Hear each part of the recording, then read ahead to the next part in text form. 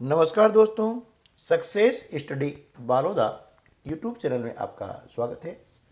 आज के इस वीडियो में हम इस वर्ष की वार्षिक परीक्षा की तैयारी के लिए एक मॉडल प्रश्न पत्र हल सहित लेकर आए हैं, जिसका विषय है संस्कृत कक्षा 8। इस वर्ष परीक्षा का जो प्रश्न पत्र है उसका स्वरूप कैसा होगा, पहले हम उसको जान लेते हैं और फिर शुरू करते हैं प्रश्न पत्र को हल करने का सिलसिला। देखिए, 10 अंक के 10 प्रश्न होंगे वस्तुनिष्ठ, ठीक है। और वस्तुनिष्ठ के अंतर्गत बहुविकल्पी प्रश्न, खाली स्थान, सत्य असत्य, सही जोड़ी मिलाना, इस प्रकार के प्रश्न देखने को मिलते हैं। उसके पश्चात 30 अंक के होंगे आपके लघु उत्तरीय प्रश्न, यानी शॉर्ट आंसर, जिसे हम ऐसे के नाम से जानते हैं। इसके अंतर्गत 10 प्रश्न होंगे, यानी प्रत्येक प्रश्न जो है वह होगा 3 अंकों का। तत्पश्चात 20 अंक के होंगे दीर्घ उत्तरीय प्रश्न, यानी लॉन्ग आंसर वाले प्रश्न। इनकी संख्या होगी 4। प्रत्येक प्रश्न 5 अंक का होगा। इस प्रकार से इस प्रश्न पत्र में कुल 24 प्रश्न आपको हल करना है, ठीक है। और जिसके पूर्णांक होंगे 60 अंक, ठीक है। 20 अंक का आपका प्रोजेक्ट और 20 अंकों का जो वेटेज है आपकी अर्धवार्षिक परीक्षा के अंकों से प्राप्त होगा। इस प्रकार से वार्षिक परीक्षा परिणाम 100 अंकों से निर्धारित होगा। तो चलिए आज हम कर लेते हैं कि मॉडल जो प्रश्न पत्र है किस प्रकार से आता है प्रश्न पत्र, उसका एक ब्लूप्रिंट शासन ने निर्धारित किया है। उस ब्लूप्रिंट के आधार पर यह मॉडल प्रश्न पत्र हमने तैयार किया है। तो चलिए शुरू करते हैं हम आज का वीडियो। सबसे पहले बहुविकल्पीय प्रश्न क्रमांक 1 से 10 तक आएंगे और आपको दिया गया है निर्देश समुचित विकल्पम चित्वा लिखित, यानी सही विकल्प चुन करके आपको लिखना है। उसके अंतर्गत पहला जो प्रश्न है, गुरुत्वाकर्षणस्य सिद्धांत प्रतिपादितः, यानी गुरुत्वाकर्षण का जो सिद्धांत है वह किसने प्रतिपादित किया है। यह नीचे आपको 4 ऑप्शन दिए हैं, उसमें से सही ऑप्शन आपको चूज करना है, चयन करना है। तो यह दिया हुआ है आदित्य दासेन, वराह मिहिरेन, कालिदासेन, भासेन। तो इसमें से सही जो जवाब होगा वो होगा वराह मिहिरेन, है ना। गुरुत्वाकर्षण सिद्धांत जो है वह वराह मिहिर ने जो है प्रतिपादित किया था, ठीक है। अब अगला जो प्रश्न है, भूमि गुरुतरा अस्ति, यानी भूमि से भारी कौन है। तो ऑप्शन आपको दिया है पिता, भ्राता, माता और भार्या। तो इसमें से सही जवाब होगा माता, है ना। तो भूमि गुरुतरा माता अस्ति, यानी भूमि से भारी कौन है, माता है, ठीक है। अगला प्रश्न है कार्यसु शब्दे विभक्ति अस्ति, यानी कार्यसु जो शब्द है इसमें विभक्ति कौन सी है ना। यहाँ पर आपको विभक्ति बतानी है। ऑप्शन दिए गए हैं सप्तमी, द्वितीया, पंचमी और षष्ठी। तो देखिए, जो कार्येषु जो शब्द हैं, इस शब्द में जो विभक्ति आएगी वह कौन सी आएगी, वह आएगी सप्तमी विभक्ति। कौन सी आएगी, सप्तमी विभक्ति, यानी विकल्प अ जो है आपका सही जवाब होगा, ठीक है। चलिए आगे हम चलते हैं। तो नमस्ते पदे संधि अस्ति, नमस्ते पद में संधि कौन सी है ना। आपको नीचे विकल्प दिए गए हैं स्वर संधि, आयादी स्वर संधि, व्यंजन संधि और विसर्ग संधि। तो देखिए, नमस्ते का जो संधि विच्छेद होता है वो होता है नमः धन अस्ति, है ना। तो यहाँ पर जो संधि आएगी वह आएगी विसर्ग संधि, ठीक है ना। कौन सी संधि आएगी?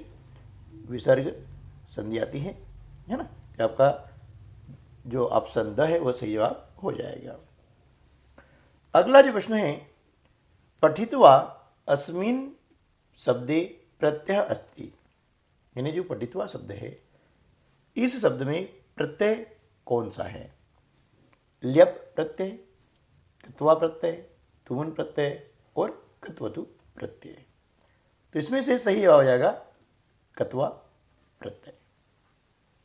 अगला प्रश्न है, चित्रकूटम अस्ति, चित्रकूट कहाँ है?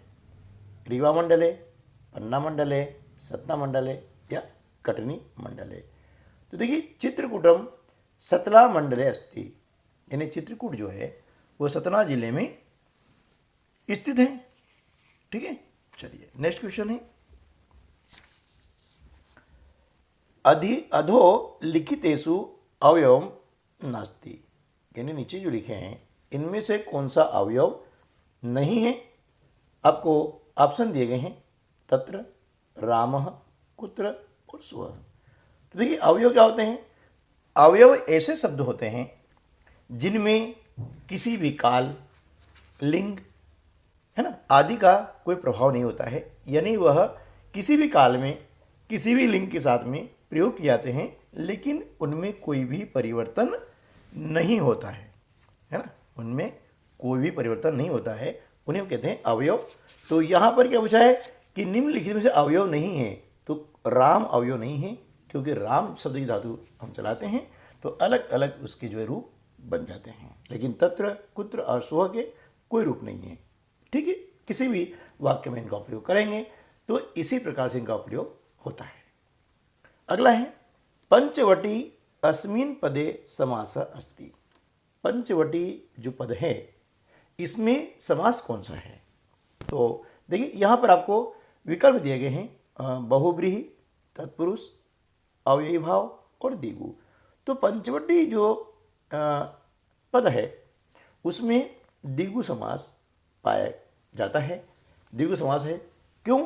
कि जो दिगु समास की पहचान क्या है? उसका प्रथम जो पद होता है वह संख्यात्मक होता है, यानी पंच ने 5 होता है। ठीक है ना, जैसे पंचवटी हो गया, चौराहा हो गया, है ना, इस प्रकार से। नवरत्न हुआ, तो पहला पद क्या होता है? संख्यात्मक होता है, तो वो होता है दिगु समास। ठीक है, चलिए उसके बाद में हम प्रश्न क्रमांक 9 की बात करते हैं। उदय समय सूर्यस्य वर्णः भवति, यानी जब सूर्य उदय होता है तो सूर्य का वर्ण ने रंग कैसा होता है?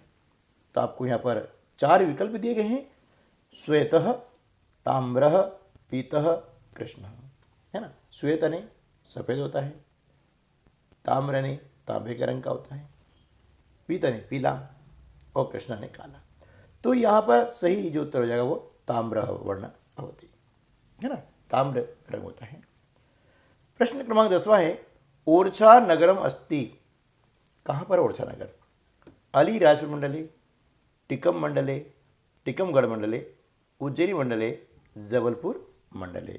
देखिए जो ओरछा नगर है वह टिकमगढ़ जिले में है, तो सही उत्तर क्या हो जाएगा?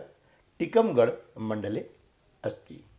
ठीक है, चलिए अब इसके बाद में प्रश्न क्रमांक 11 से 20 तक जो प्रश्न आएंगे वे कैसे होंगे? लघु उत्तरीय प्रश्न होंगे, है ना। और ये जो प्रश्न होंगे प्रत्येक प्रश्न होगा ये 3 अंक का। कितने होगा ये?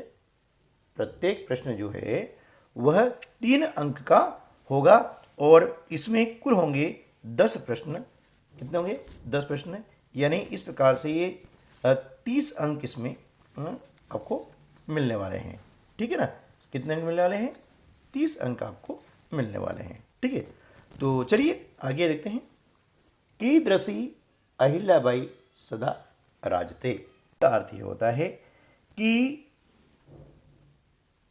कैसी अहिल्याबाई सदा सुशोभित होती है, यानी अहिल्याबाई सदा सुशोभित कैसी होती है? तो इसका उत्तर क्या आएगा? धर्मार्थ कामोक्षेषु निरता अहिल्याबाई सदा राजते। ठीक है ना, यानी धर्म, अर्थ, काम और मोक्ष में लगी हुई अहिल्याबाई सदा सुशोभित होती है। अगला प्रश्न है ऋतुराज वसंतस्य, है ना, वसंतस्य आगमन सूचना कदा भवति। यानी ऋतुराज वसंत के आगमन की सूचना कब होती है, ठीक है ना। तो इसका जो उत्तर है ऋतुराज वसंतस्य आगमन सूचना माघ मासस्य शुक्लपक्षस्य पंचम्यां तिथौ भवति। यानी ऋतुराज वसंत के आगमन की सूचना माघ महीने की शुक्ल पक्ष की पंचमी तिथि को होती है, ठीक है। अगला प्रश्न है चंद्रशेखरस्य, है ना, चंद्रशेखरस्य जन्म कदा अभवत्, ठीक है ना। चंद्रशेखर का जन्म कब हुआ। इसका जो आंसर है, उत्तर है वो ये है कि चंद्रशेखरस्य जन्म 1906 ख्रीस्ताब्दे अभवत्। यानी चंद्रशेखर का जन्म जो है 1906 ईस्वी में हुआ था। प्रश्न क्रमांक 14 है ना। इसमें है पंच शाकानां नामानि लिखत।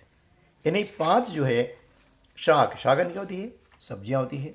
तो क्या करेंगे, 5 सब्जियों के नाम आपको यहाँ पर लिखने हैं। क्या करना है, 5 सब्जियों के नाम आपको लिखने हैं। तो उत्तर इसका हो जाएगा, है ना, पंच शाकानां नामानि आलुकम पलाण्डुः कुष्माण्डुं सिम्बां मूलिका च अस्ति। ये 5 जो है सब्जियों के नाम यहाँ पर हमने लिख दिए हैं। अगला जो प्रश्न है ओरछा नगरस्य स्थापना केन कृता। यानी ओरछा नगर की स्थापना किसने की थी, है ना। ओरछा नगर की स्थापना किसने की थी, तो उसका उत्तर हो जाएगा ओरछा नगरस्य स्थापना रुद्र प्रतापेन कृता। यानी ओरछा नगर की स्थापना रुद्र प्रताप ने की थी, ठीक है। प्रश्न 16 है वराहमिहिरः कस्मात् ज्योतिषं पठितवान। वराहमिहिर ने किससे ज्योतिष विद्या पढ़ी। इसका उत्तर हो जाएगा वराहमिहिरः स्वकीय जनकात् ज्योतिषं पठितवान। यानी वराहमिहिर ने अपने पिताजी से ज्योतिष विद्या पढ़ी। प्रश्न क्रमांक 17 ज्ञानस्य अधिष्ठात्री देवी का। ज्ञान की देवी कौन है, तो उत्तर आ जाएगा ज्ञानस्य अधिष्ठात्री देवी शारदा, है ना। ज्ञान की देवी कौन है, माँ सरस्वती हैं, जिसकी हम सभी आराधना करते हैं। प्रश्न क्रमांक 18 है अधोलिखित संख्या संस्कृत शब्देषु लिखित। नीचे जो संख्या आपको दी गई है 36, 46, 28, ये आपको संस्कृत भाषा में लिखनी है, संस्कृत शब्द के रूप में लिखना है, जैसा हमने आप लिख के दिखाया है। इस प्रकार से आप अपनी पुस्तक में से 50 तक की जो गिनती आपको दी गई है उसको आप अच्छे से याद कर लें। इसमें से मतलब जो है 3 कोई भी संख्या लिखने के लिए परीक्षा में आ सकती है। तो पहला 36 है, तो ये हो गया 60 63, 46 बोलते हैं 60 44, और 28 को कहते हैं अष्टाविंशति, ठीक है। इसके बाद में एक प्रश्न आपको आता है श्लोक लिखने के लिए, है ना। स्व पाठ्य पुस्तकात् एकम श्लोकम लिखत, है ना। पाठ्य पुस्तक से एक ऐसा श्लोक लिखना है जो इस प्रश्न पत्र में न हो, है ना। तो आप इसके लिए कम से कम 3 श्लोक याद कर लें, है ना, ताकि और लिख करके उसकी प्रैक्टिस यानी अभ्यास भी करें, ताकि लिखने में कोई गलती ना हो। बार बार लिखें और उसे स्वयं चेक भी करते रहें, ठीक है ना। अब इसके बाद में अगला जो प्रश्न आता है वो इस प्रकार से आता है अधोलिखितस्य लट लकारस्य, है ना, लट लकारस्य धातु रूपाणी लंग लकारे परिवर्तित। नीचे लिखे जो लट लकार की धातु रूप हैं उनको क्या करना है, लंग लकार में परिवर्तित करना है, ठीक है ना। तो देखिए लट जो लकार होता है इसका मतलब होता है वर्तमान काल, ठीक है ना। धातु यानी हिंदी में उसको बोलते हैं क्रिया, इंग्लिश में कहते हैं वर्ब, ठीक है। लंग लकार का मतलब होता है क्या होता है, भूतकाल होता है, तो इसमें क्या करना है कि जो वर्तमान काल के शब्द हैं इसको भूतकाल के रूप में लिखना है, ठीक है ना, मतलब ये हुआ, ठीक है। अब लिख का हो जाएगा अलिखत, पठ अपठत, गच्छ का अगच्छत, ये उनका हो गया लंग लकारे, है ना, लंग लकार हो गया इसका, ठीक है। चलिए अब इसके बाद में प्रश्न क्रमांक 21 से 24 तक आपको आएंगे दीर्घ उत्तरीय प्रश्न। इसमें 4 प्रश्न होंगे और प्रत्येक प्रश्न होगा वो 5 अंकों का होगा। कितने अंक होगा वो?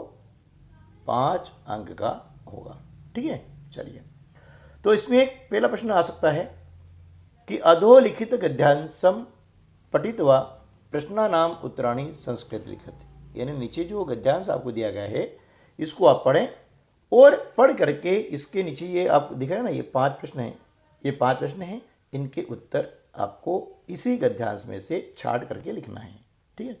बहुत आसान है, थोड़ा सा अभ्यास कर लेंगे तो ये 5 नंबर आपको आसानी से मिल सकते हैं, ठीक है ना। बहुत बढ़िया जो इसमें प्रश्न पत्र आता है ना, ये 5 अंक का होता है। तो देखिए पहले हम इसको देख लेते हैं, ये पढ़ लिया आपने, है ना, और पढ़ने के बाद में अब यहाँ पर जो प्रश्न है इसके उत्तर लिखते हैं। जैसे पहला प्रश्न है बसंत पंचमी कस्य आगमनम सूचयति, ठीक है। तो अब पढ़ेंगे, देख रहे हैं कि इस प्रकार से देखेंगे पंचमा तिथो ऋतुराज वसंत, है ना, वसंतस्य आगमन सूचना भवति, इस प्रकार से। तो यहाँ पर हम नीचे इसका उत्तर इस प्रकार लिख सकते हैं, ये ऋतुराज, है ना, वसंतस्य, ठीक है। या तो पूरा लिख दें या फिर ये सब लिखेंगे तो भी आपको नंबर मिल जाएंगे, या फिर क्या करें, कस्य हटा करके आपको लिख देना है ऋतुराज, है ना, बसंतस्य, यानी क्या हो जाएगा वाक्य पूरा, बसंत पंचमी ऋतुराज बसंतस्य आगमनम सूचयति, ऐसा लिख सकते हैं, ठीक है ना। चलिए अब अगला जो हम देखते हैं प्रश्न, केसु नूतन किसलय राग राजते, है ना। तो यहाँ पर इसका आंसर क्या जाएगा, वृक्षेषु, ठीक है ना, क्या जाएगा, वृक्षेषु। देखिए अब यहाँ पर देखेंगे तो आपको ही समझ में आ जाएगा। देखिए वृक्षेषु नूतन किसलय राग राजते, तो यहाँ क्या आ गया, वृक्षेषु आ गया, ठीक है ना। चलिए अगला जो प्रश्न है, कोकिलानाम मधुर स्वर किम आकर्षति, है ना। कोकिला ने कोयल होती है ना, तो कोयल का जो मधुर स्वर होता है वह किसे आकर्षित करता है, तो इसका उत्तर आएगा चित्तम, यानी वह चित्त को, यानी हमारे मन को आकर्षित करता है। तो देखिए यहाँ आपका उत्तर मिल जाएगा, ये कोकिलानाम मधुर स्वर चित्तम आकर्षति। तो आप इसे पढ़ेंगे ना तो ये उत्तर आपको आसानी से मिल जाएंगे, कोई दिक्कत नहीं आएगी, थोड़ा सा अभ्यास आपको करना पड़ेगा। यदि आपको और इसकी वीडियो चाहिए तो कमेंट बॉक्स में ज़रूर लिखिएगा, और यदि आपके लाइक और कमेंट्स ज़्यादा होते हैं तो एक और वीडियो आपके लिए उपलब्ध करवा दूंगा, ठीक है। चलिए अगला प्रश्न क्या है कि चरम उत्कर्ष शब्दस्य संधि विच्छेदम कुरुत, यानी जो चरम उत्कर्ष शब्द है इसका हमें क्या करना है, संधि विच्छेद करना है। तो यहाँ आएगा चरम धन उत्कर्ष, ये त नहीं है, यहाँ क्या आएगा, म आएगा, ठीक है ना, चरम धन उत्कर्ष, ये चरम आएगा, ठीक है, गलती से तो हो गया, वो मिसप्रिंट हो गया, ठीक है ना, आएगा चरम। तो चरम धन उत्कर्षम, ये इसका हो जाएगा संधि विच्छेद। अब अगला प्रश्न क्या है, श्री पंचमी नामना क्या ज्ञायते, यानी श्री पंचमी जो होती है उसे किस नाम से जाना जाता है, ठीक है ना। तो देखिए यहाँ पर ये प्रश्न आपको मिल जाएगा, है ना, ये श्री पंचमी नामना अपि ज्ञाते किसे, बसंत पंचमी को। तो यहाँ पर आ जाएगा इस प्रकार से कि श्री पंचमी नामना बसंत पंचमी ज्ञायते, है ना। तो क्या करेंगे, ये का हटा करके हमने लिख दिया बसंत पंचमी, ठीक है ना। इस प्रकार से हम जो है किसी भी गद्यांश से प्रश्न उत्तर आसानी से छाड़ सकते हैं। चलिए अब अगला प्रश्न हम देख लेते हैं कि अगला प्रश्न किस प्रकार का आ सकता है। तो देखिए अगला प्रश्न ये आ सकता है कि अधोलिखित पद्यांशम, है ना, अधोलिखित पद्यांशम पठित्वा प्रश्नानाम उत्तराणि संस्कृते लिखत, यानी नीचे लिखे पद्य जो भाग हैं, पद्य यानी क्या, जो श्लोक होते हैं उनको बोलते हैं हम पद्य भाग संस्कृत की भाषा में, ठीक है ना।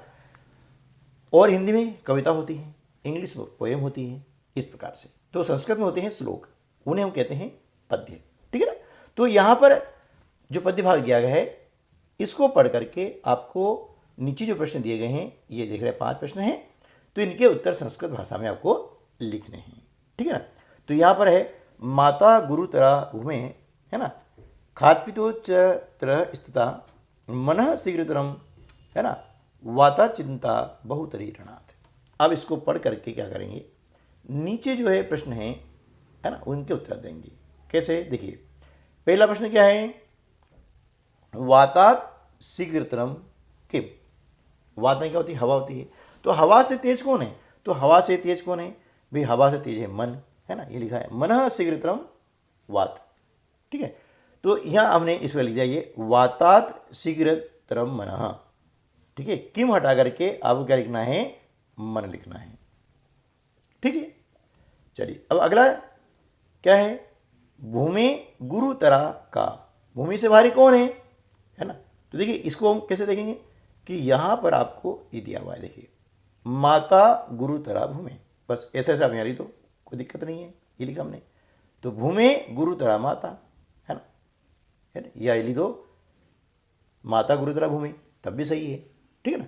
अगला जो प्रश्न है, पिता कस्मात उच्चतर, पिता जो है किससे ऊंचा है, तो पिता किससे ऊंचा है, इसका उत्तर आ जाएगा पिता खात उच्चतर, खात मतलब आकाश, पिता आकाश से भी ऊंचा है, ठीक है ना। उसके बाद में जो प्रश्न है क्या है, वे तृणात पदे का विभक्ति, यानी जो तृणात पद है इसमें विभक्ति कौन सी है, तो इसमें पंचमी विभक्ति है ना। तो तृणात पदे पंचमी विभक्ति, ठीक है। अगला जो प्रश्न है तृणात बहुतरी का, तो इसका उत्तर आ जाएगा, है ना, तृणात बहुतरी चिंता, और इसका उत्तर भी आपको यहीं पर मिलेगा, देखिए ये चिंता, ठीक है, यह लिखा हुआ है चिंता बहुतरी तृणात, ठीक है।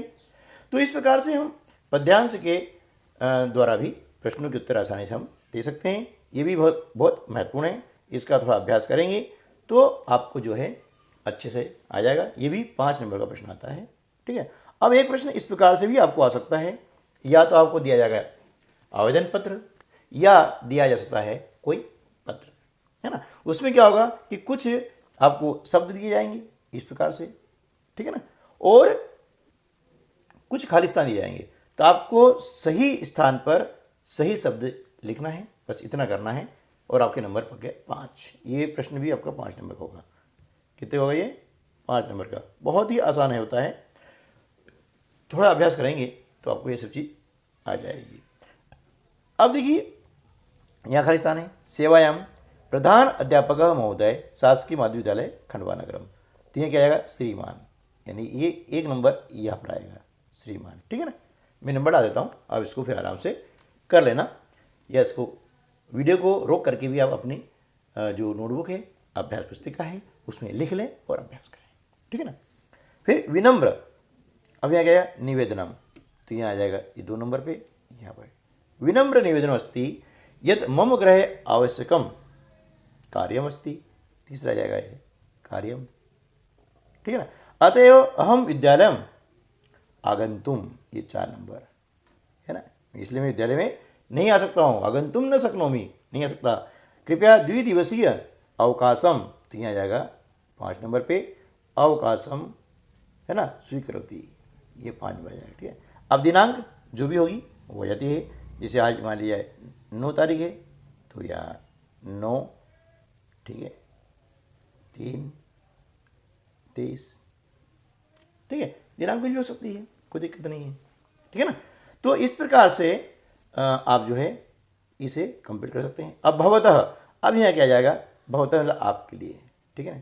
तो ये क्या आ जाएगा, यहाँ आ जाएगा शिष्या, क्या आ जाएगा शिष्या, 6 नंबर पे यहाँ शिष्या आ जाएगा, यानी आपकी शिष्या, ठीक है। और नीचे आपको नाम दिया है सुप्रिया, कक्षा 8वीं, ठीक है। तो देखा आपने कि ये जो है बहुत आसान है, कुछ नहीं करना है, थोड़ा सा यदि आप समझ लेंगे कि कैसे करना है तो ये इसके 5 नंबर आपको आसानी से मिल सकते हैं।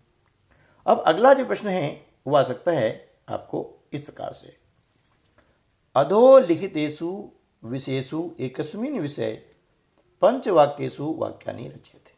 यानी नीचे लिखे जो विषय आपको दिए गए हैं उनमें से किसी एक विषय पर सिर्फ 5 वाक्य आपको लिखना है, उनकी रचना करनी है।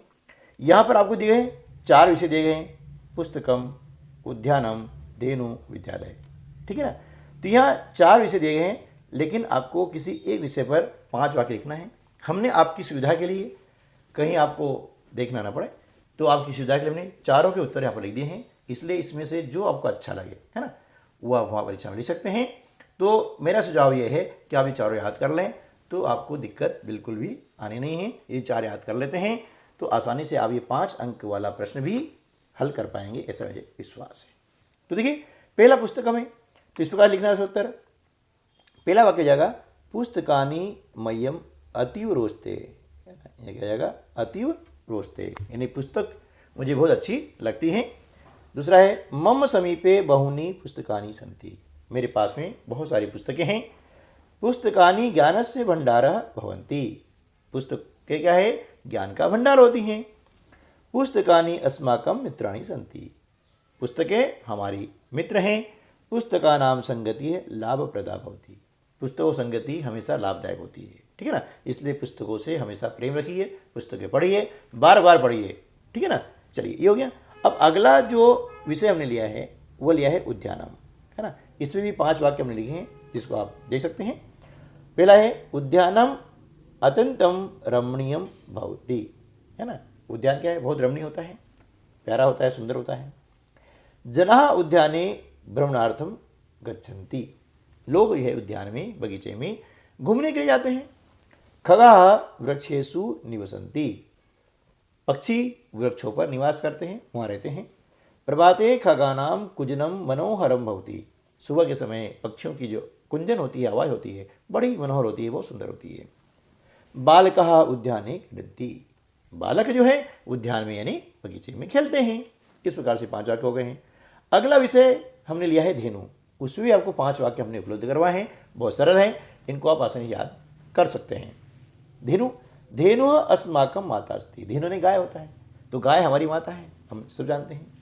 धेनु नाम विविधाः वर्णाः भवन्ति।